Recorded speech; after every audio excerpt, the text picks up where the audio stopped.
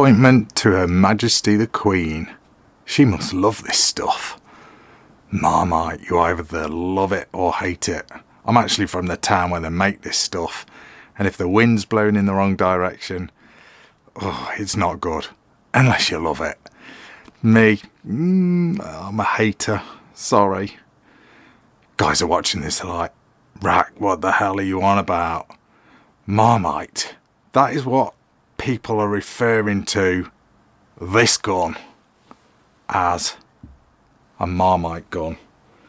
The Chiappa Rhino LBP, well, LBR should I say, long barrel revolver.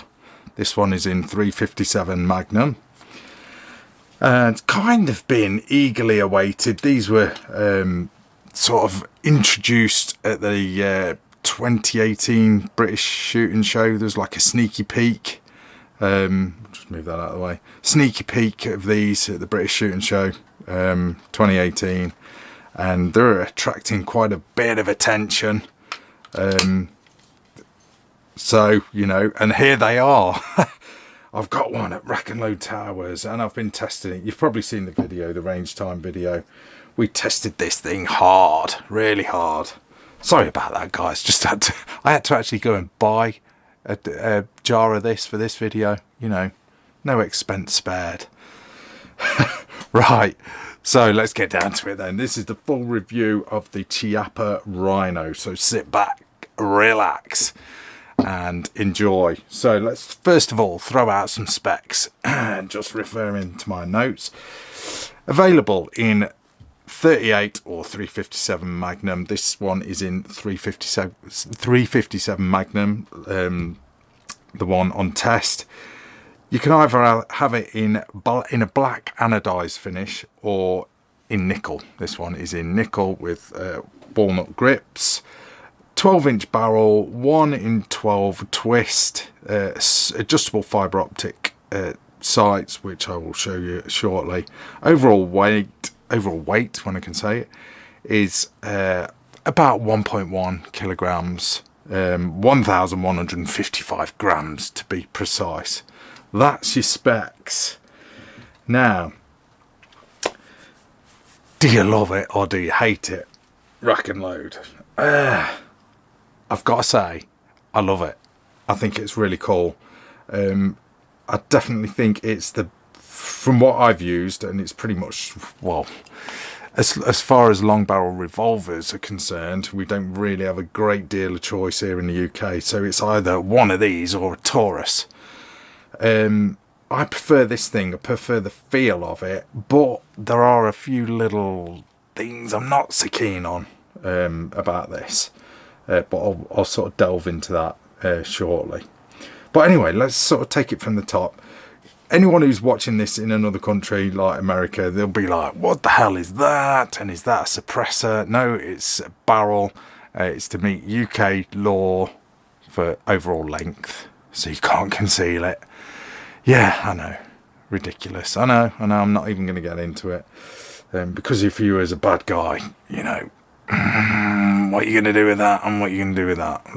Well, anyway, let's not even go there. So, taking it from the top, your coat hanger, if that's what you want to call it, or the wrist brace, it is pretty minimalistic, and to be fair, it isn't that noticeable. So, you know, and as you can see in the footage, we pretty much sort of ran and gunned this thing, ran and gunned it. And we were really sort of putting this thing through its paces. Didn't really notice the coat hanger, to be fair.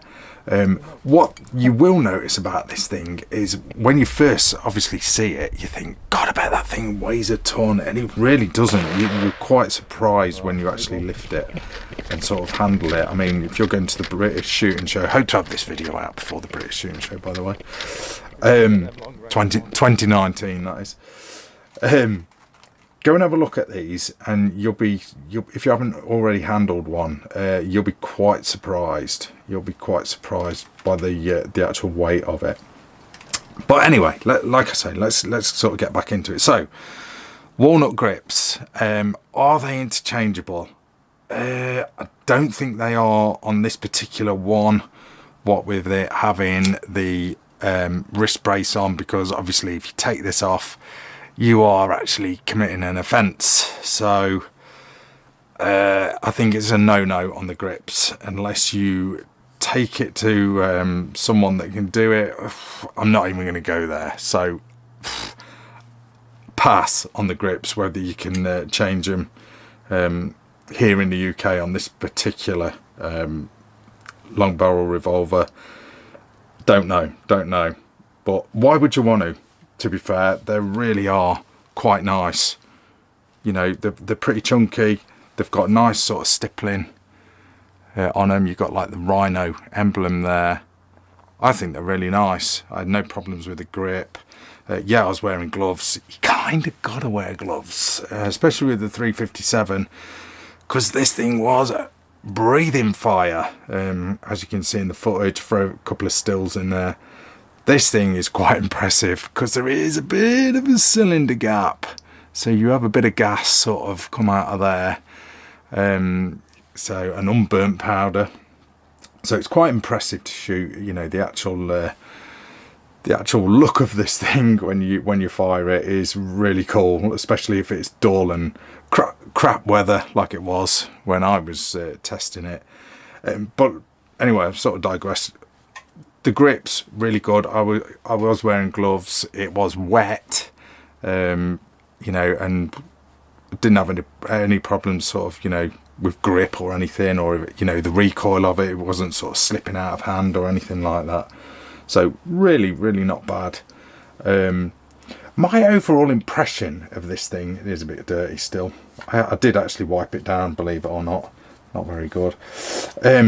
My overall impression of this thing, when I first handled it, I just wish, like the Taurus, you know, on the Taurus where they, rather than having like a section of added on barrel and a barrel shroud, they sort of just continued the barrel all the way to the muzzle, you know, so it looks sort of the same all the way along. If they'd done that with this, yeah, it would be a mighty beast. Could you imagine that all the way to the muzzle? I think it would look better, but obviously, you know, they'd have to literally, you know, redesign the whole barrel, and it would just be, it cost ridiculous amounts, all the machining costs and whatever. But do you know what I mean? Imagine that sort of going all the way to the end. It'd look way cool. But no, apart from this that we have to put up with in the UK, and this, I really like the look of it. Really do like the look of it. And you know, like I said, you are pretty much shocked when you lift this thing up, you know, and you handle it. You're just like, God, that thing is light, really light.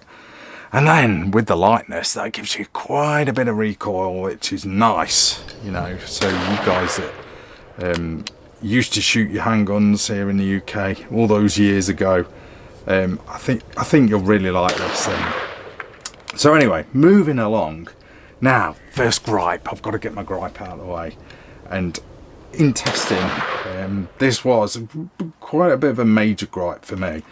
Now, on a regular revolver, you get obviously a big sort of hammer, so to speak, where you cock it. Okay. Now, this is an internal hammer, which makes things a little bit different. And the actual, I don't know what you'd actually call that. I call that the sort of the spur on the hammer.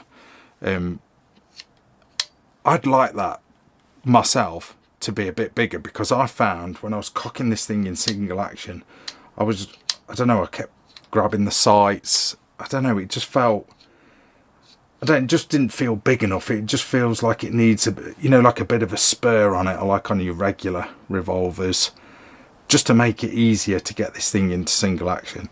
That was pretty much my only gripe, is it's overall the internal hammer. I don't know, it just feels weird, because that is now actually cocked in single action, and the only indication you've got of that is this little red thing sticking up.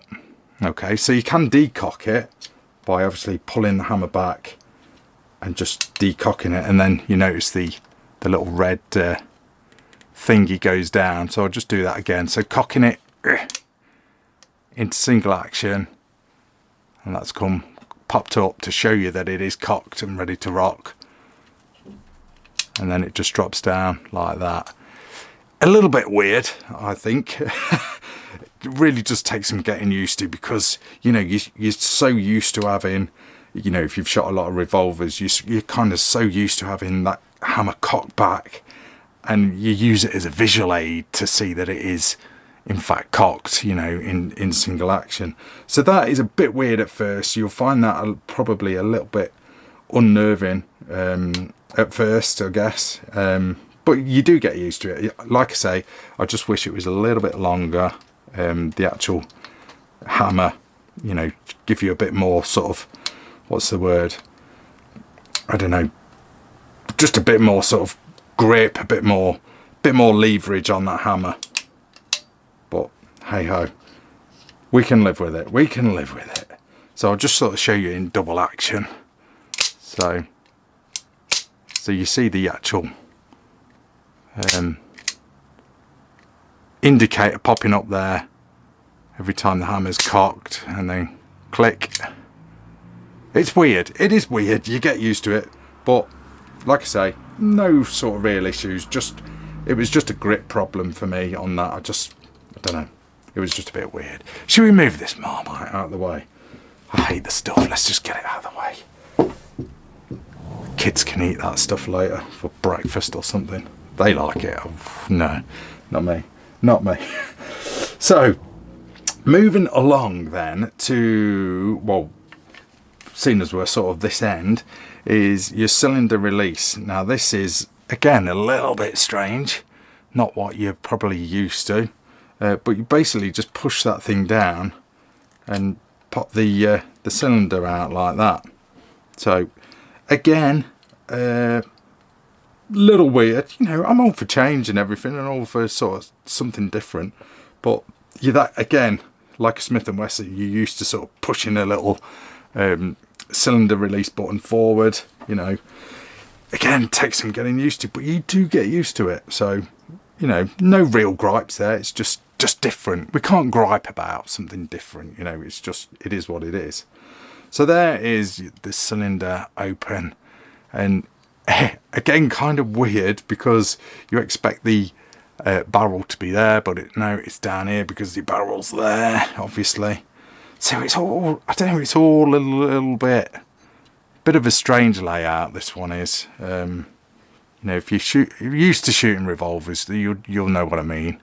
No, I haven't shot many recently, but I have shot a few.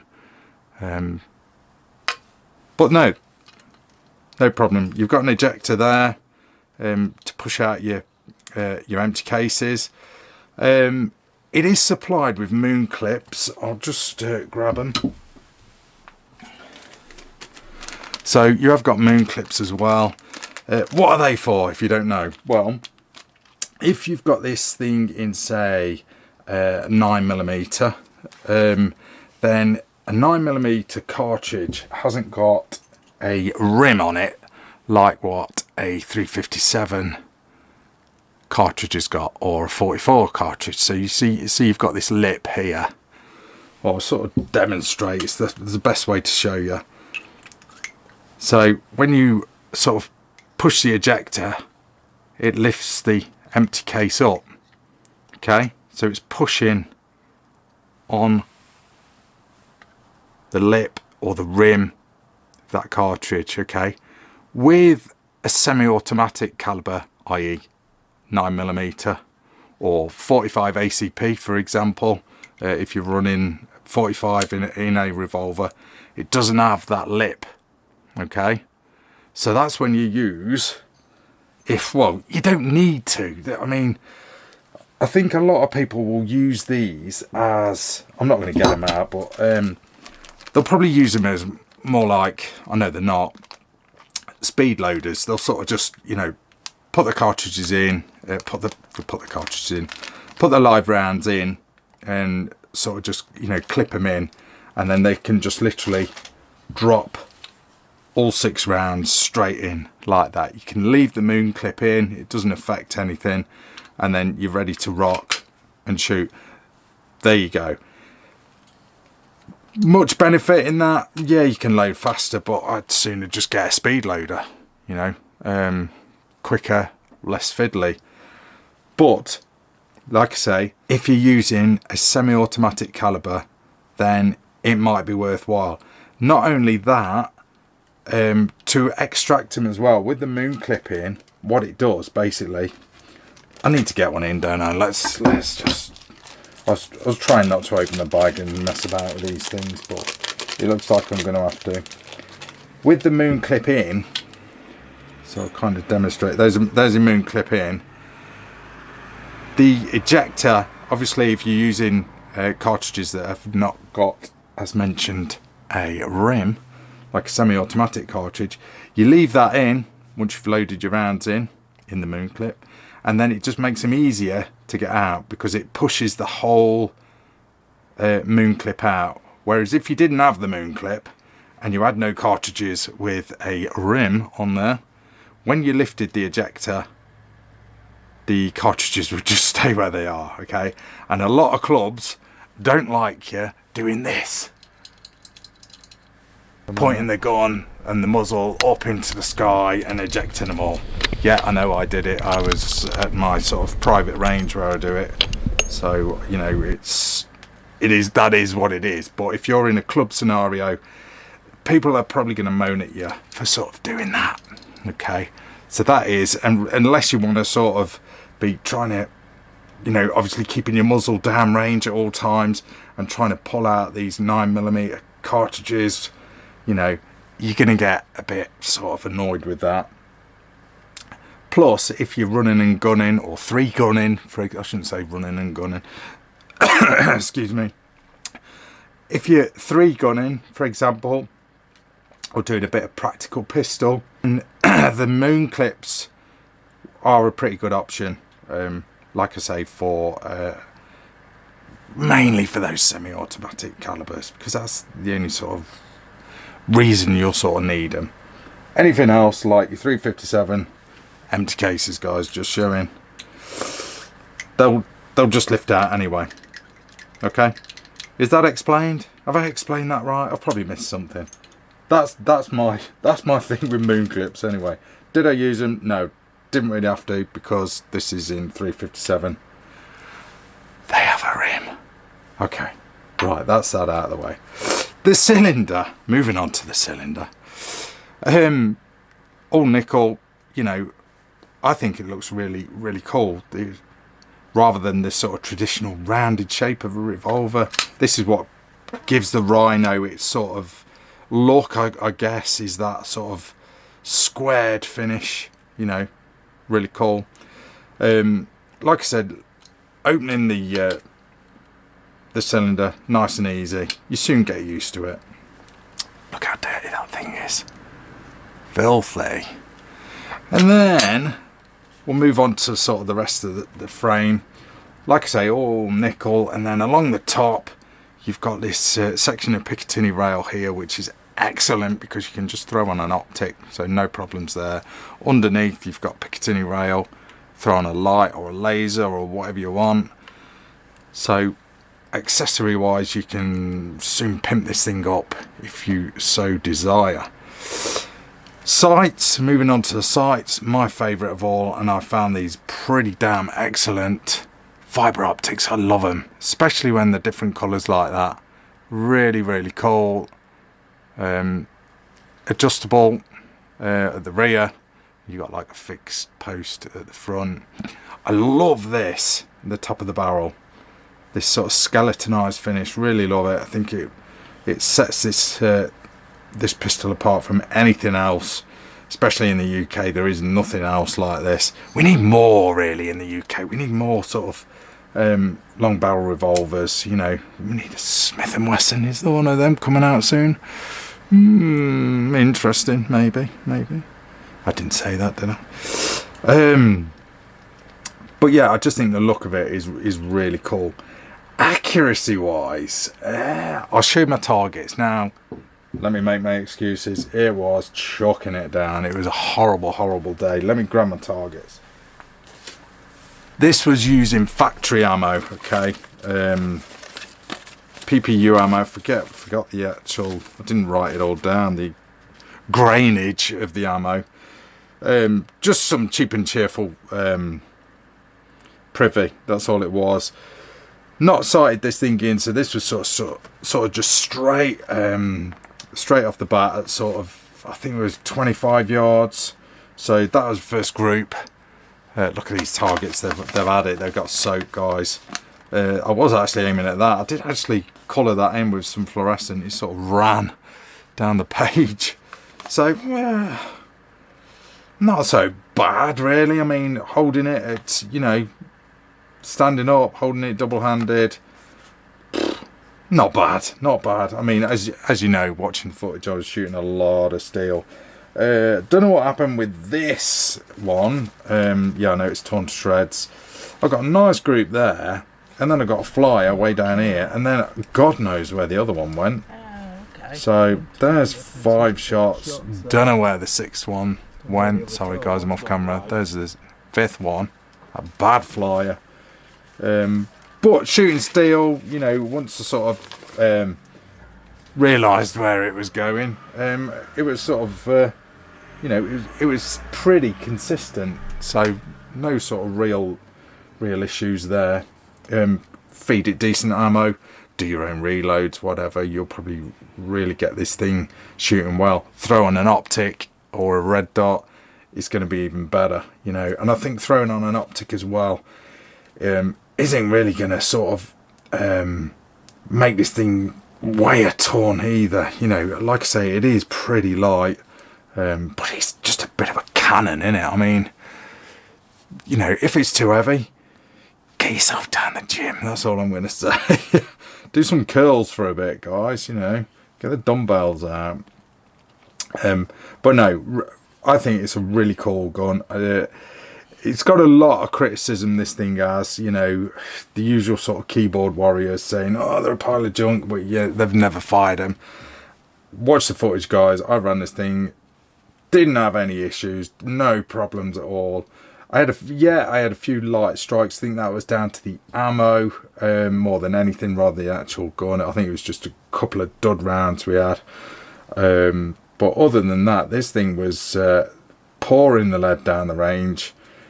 Just that hammer, it's just the internal hammer just takes some getting used to. While I talk about it, should we give it a trigger pull just for fun on single action, making sure it's clear? Obviously I already know it is, but let's cock it in single action. Again, you can see it's sort of cocked there by the little red thing. Let's give the trigger pull single action. Let's see what it's doing, just for giggles. There'll be someone that wants to know. So, single action. Well, that's not too bad. Just over £3 on the trigger pull. You can't really grumble at that, can you, for, you know, in single action for a revolver. So, what do you guys think? There's going to be some comments. I can feel it. There's going to be some right comments. Let me show you what else is in the box. Obviously, you get your moon clips, when I can say it. Like I say, not that you really need them for 357. You know, so that's more for your auto, semi-auto caliber. You get this that basically is just for storage, so I'll put that in actually. So that's just for storage, so it just you know, protects the firing pin. Did I show you the firing pin? Let's have a look. Just dropping stuff everywhere. Didn't really show you that end, did I? Have a good look in there, guys. Sorry about the dirt, I need to clean it before I return this. Thanks to Livens Gun Shop for the loan gun. I will clean it before I return it, I promise. So let's pop that back in there. You do get, let me just grab it, a pretty nice hard case for it. I know it's upside down, but I've got to open it this way. Padded case, you get cleaner as well. I might use that in a bit. That's pretty much it. Your manual. What else we got in here? I get a little tool there for any adjustments you need to make. I'll put the moon clips back in there. While we've got the manual out, let's get that out of the way. Let's have a flick through the manual. This is quite interesting. Look at that thing. Oh my god. Now that is ugly, isn't it? That snub nose. That's horrible. Way better looking, the bigger version. Hey, we've got the even bigger version in the UK. But let's have a flick through the manual. All your sort of safety do's and don'ts. Specs as well. There's a spec sheet for sort of all the different models, and it doesn't really apply to us here in the UK. But tells you all the weights, lengths, blah blah blah, all that. And this is based on, looking at it, the 6-inch charging Rhino. Looking at it, okay. What's that? 2-inch crown. Oh god, that's vile.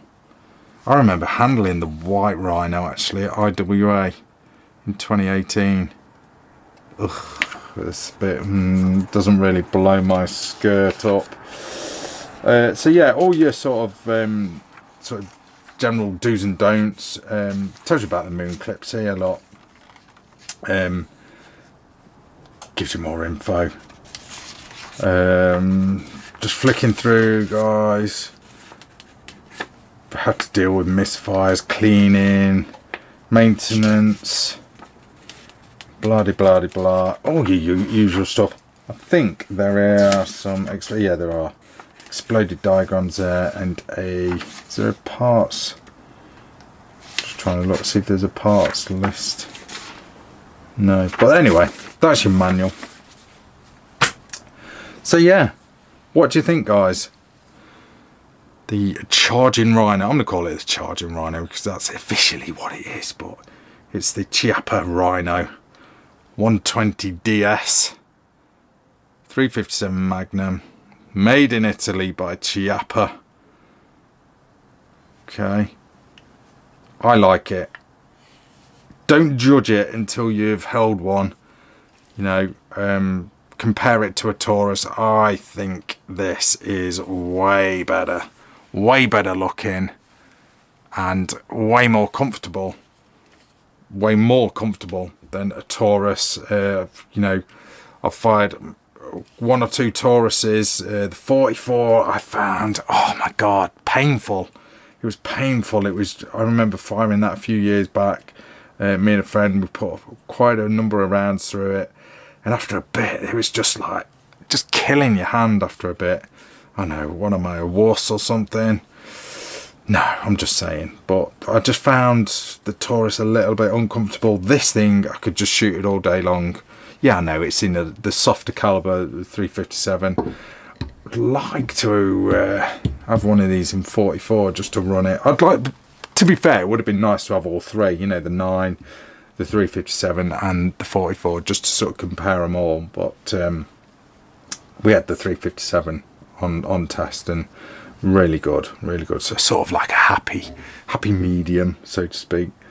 But yeah, the Chiappa Rhino. I think these are going to do well here in the UK. So if someone, you know, who wants something a little bit different, you know, you're certainly getting it. It's definitely a head turner, this thing is. We had some serious fun.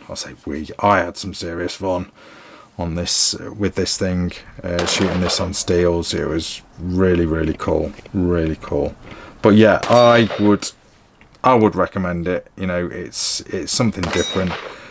We haven't got a lot of choice here in the UK, so what do you do? And you know, just look at that thing. It does look a bit futuristic, doesn't it? Sorry about the factory sticker, guys. Still on. It is a loaner.